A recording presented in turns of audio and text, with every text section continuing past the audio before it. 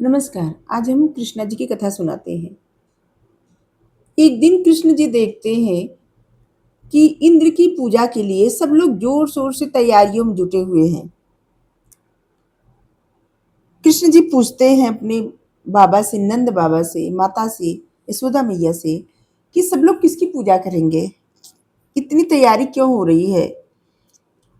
तो सब लोग उनको बताते हैं कि इंद्र की कृपा से फसल अच्छी हो और वर्षा हो, सब कुछ अच्छा हो, इसीलिए इंद्र को चढ़ावा चढ़ाया जाता है और इंद्र की पूजा की जाती है।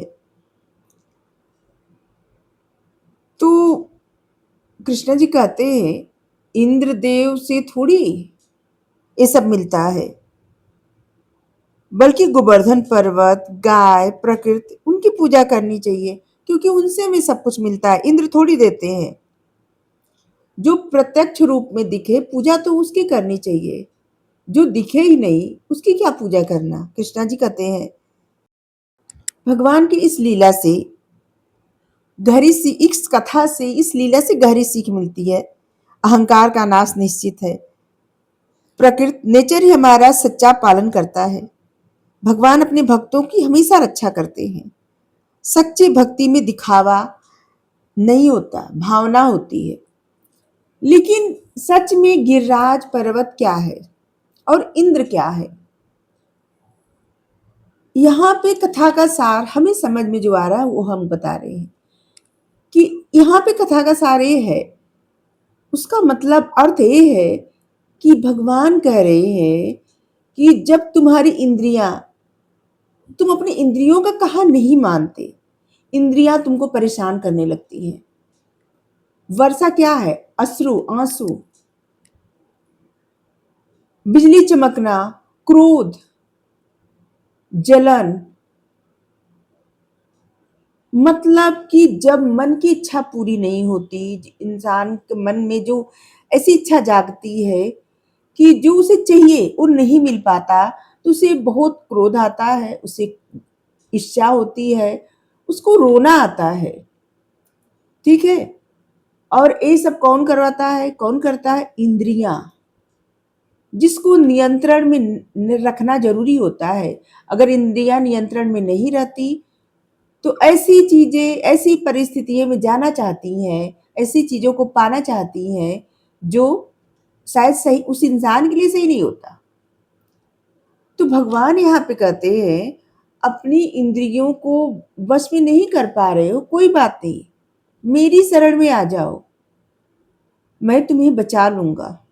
तुम्हें ये जो इंद्रियों को वश में करना पहाड़ जैसे लग रहा है, लेकिन ये तो मेरी छोटी उंगली की नाखून बराबर भी नहीं है। बस तुम मेरी शरण में आ जाओ, चैन से रहोगे, सब मेरे ऊपर छोड़ दो, मैं हूं ना, तुम्हारी इंद्रियों को मैं कंट्रोल कर दूंगा। बस तुम मेरी शरण में आ जाओ, मैं तुम्हें सबसे बचा लूंगा। अपने मन को मुझे अर्पण कर दो, मैं तुम्हें हर पल बचाऊंगा, हर चीज से बचाऊंगा। जो भी परिस्थितियां तुम्हें परेशान करती है उससे तुम्हारी रक्षा करूंगा। तुम्हारे अंदर का जो अहंकार है, दर्द है, उसे मिटा दूंगा। जो कुछ छोड़ना तुम्हारे लिए पहाड़ जैसा है वो मेरे लिए तिनके के बराबर है, इसलिए मेरी शरण में आ जाओ।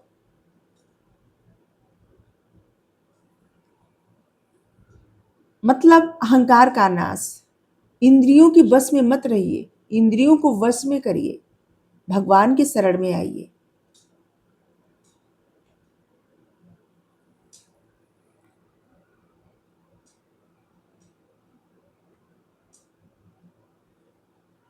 और यहाँ पे देखिए, भगवान जब लीला करते हैं तो पहले गोकुल से शुरू होता है और गोकुल पूरा तबाह हो जाता है बारिश से। इसके इसके बाद ही ये वृंदावन सब लोग शिफ्ट करते हैं, जाते हैं।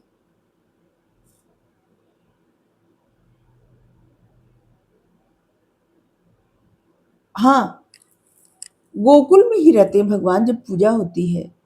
और इसके बाद वृंदा बन जाते हैं, क्योंकि गोकुल पूरा तबाह हो जाता है उस बारिश से, उस सब कुछ एकदम नष्ट हो जाता है और फिर वृंदा बन जाते हैं। एक कथा में है, लेकिन यहाँ पे इस कथा का सार यही है कि जब इंद्रियां नियंत्रण में नहीं होती तो दुख देती हैं, अहंकार पैदा करती हैं, क्रोध आता है, जलन का भाव आता है और इंसान को लगता है कि ये सब मेरे बस का नहीं है, कैसे छोड़े, नहीं हो पा रहा है। भगवान कहते हैं तुम्हारा दुख, तुम्हारा अहंकार, तुम्हारा जो जलन, जो तुम्हारा सब कुछ है ना, ये दर्द, परेशानियां तुम्हारे पहाड़ की जैसे तुमको लग रही है ना, मुझको नहीं, मुझको तो तिनके की जैसे लगती है। तुम मेरी शरण में आओ, मैं तुम्हें बचा लूंगा, मैं तुम्हें वचन देता हूँ, हर चीज से सुरक्षित रखूंगा, मुझ पे भरोसा करो, ट्रस्ट रखो, मेरी शरण में आओ, मुझ पे भरोसा करो, प्रकृति के करीब रहिए, पेड़ पौधे की रक्षा करें, जानवरों की रक्षा करें, पक्षियों को प्यार करें,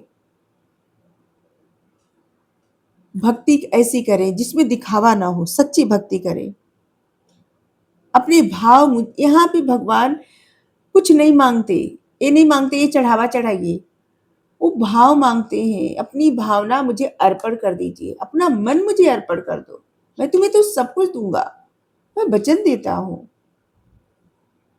बस मेरी शरण में आ जाओ।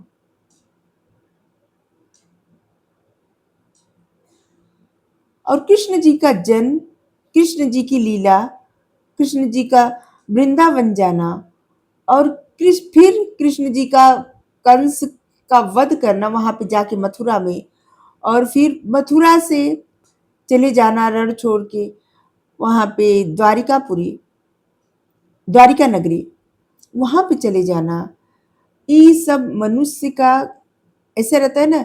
जब भगवान गोकुल में रहते हैं, मनुष्य की वो परिस्थिति दिखाते हैं कि जब मनुष्य अपने चीजों में ना फंसा रहता है।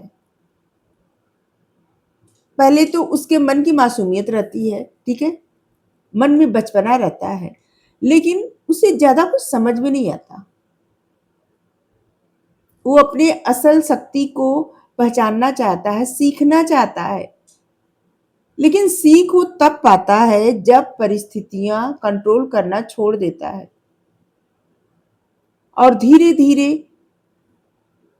यहाँ पे आपको स्कूली शिक्षा, कॉलेज की शिक्षा, यूनिवर्सिटी की शिक्षा, आपको वो शिक्षा मतलब वो ज्ञान नहीं मिलता जिंदगी जीने का। ये लाइफ आपके लाइफ के फेज है। जैसे कृष्णा जी गोकुल में रहते हैं, वो आपकी लाइफ का फेज अलग रहता है। एक इनोसेंस इंसान जो बहुत गलतियां कर देता है, इसके बाद वृंदावन, उसको समझ आने लगता है, धीरे धीरे वो अपने आप को ठीक करने का प्रयास करता है। फिर मथुरा जाना, अपने मन के उस राक्षस का वध कर देना जो उसे परेशान कर रहा था, भगवान की शरण में आकर के। और इंसान समझ जाता है कि मेरा मन का जो अ, मेरे मन में ही सारी बुराइयां हैं, मन में ही राक्षस है वो, जो नकारात्मकता डालता है, जो अहंकार को पैदा करता है, काम, क्रोध, मद, लोभ, दंभ, दुर्भाव, द्वेष, कंट्रोल, ये सब चीजें जो है ना, ये मन ही जगाता है और ये मन का राक्षस है, उसका वध करना आवश्यक रहता है। और जब भगवान की शरण में जब जाता है इंसान ना, तो उसको डर लगना छूट जाता, मतलब उसका डर खत्म हो जाता है और उस अपने मन के उस राक्षस को मार डालता है, खत्म कर देता है और फिर असली शक्ति पहचानता है। ऐसी शक्ति किसी में उलझने से कुछ नहीं होगा। कोई अगर जानबूझ के कोई कॉन्फ्लिक्ट क्रिएट करे, झगड़ा करे, फसाद करना चाहे, उलझाना चाहे, नहीं उलझना चाहिए। अपनी ग्रोथ चाहिए तो मत उलझिए, आगे बढ़िए। कोई आपको क्या कहता, क्या कहेगा, डरपोक इंसान है, हाँ, डरपोक। जिसको जो समझना है, किसी के नजरिए से आपकी जिंदगी नहीं चलती, ठीक है, जिसको जो समझना हो समझे, आप वो करिए जिसमें आपकी ग्रोथ हो, जिसमें आपकी सक्सेस, जिसमें आपको सक्सेस मिले, जो आपका दिल चाहे, जो आपको सही लगे। लेकिन ये सब तब सही सही काम आप तब कर सकते हैं जब भगवान के चरणों में सब कुछ समर्पण कर देना, पूर्ण विश्वास करना, अपनी इंद्रियों को भगवान को दे देना, मन को भगवान को दे देना, अपने मन के उस राक्षस का विनाश कर देना और किसी की बातों का कोई प्रभाव ही ना पड़े आप पे। कहा जाता है ना, इंसान चिकना घड़ा हो गया, इसको कुछ भी प्रभाव नहीं पड़ता, ना अच्छा ना बुरा। न किसी के अच्छा कहने से बहुत ज्यादा ऐसी प्रसन्न होना कि अरे इंसान हमें तो अच्छा कहा, और ना ही किसी के बुरा करने से कोई कष्ट होना, ना ही क्रोध आना, कुछ नहीं। समभाव, ऐसी परिस्थिति में आ जाना और तब आप उस चीज के लिए तैयार रहते हैं जहां पे आप अपना एक अथॉरिटी पा सकते हैं। आप उस पोजीशन पे आ जाते हैं जहां पे अगर महाभारत का युद्ध भी आपको लड़ना पड़ेगा तो जीत आप ही की होगी। अपने सत्य पे हमेशा अडिग रहें। यहाँ से भगवान बहुत कुछ सिखाते हैं। सिर्फ ये साधारण बात नहीं है कि भगवान इंद्र नाराज हुए और बारिश हुई और बस इतना नहीं। इंद्र मतलब आपकी इंद्रियां, सब कुछ आपके भीतर ही है। देवता भी आपके भीतर है और राक्षस भी आप ही के भीतर है। बस भगवान परे है इन सब से। भगवान आपके अवचेतन मन से कनेक्टेड है, जुड़े हैं। एक ही परम पिता परमात्मा जो हम हमेशा कहते हैं एक बट वृक्ष की तरह है, जिनकी पत्तियां, लताएं, जड़, सब कुछ जितना संसार में सब कुछ है, सब इन्हीं से जुड़ा हुआ है। ना कोई अलग है और ना ही कोई, ऐसा नहीं है कि किसी में ए ना हो और ऐसा भी नहीं है कि कोई इनमें ना हो। ये सब में है और इन्हीं में सब है। Thank you. राधे राधे।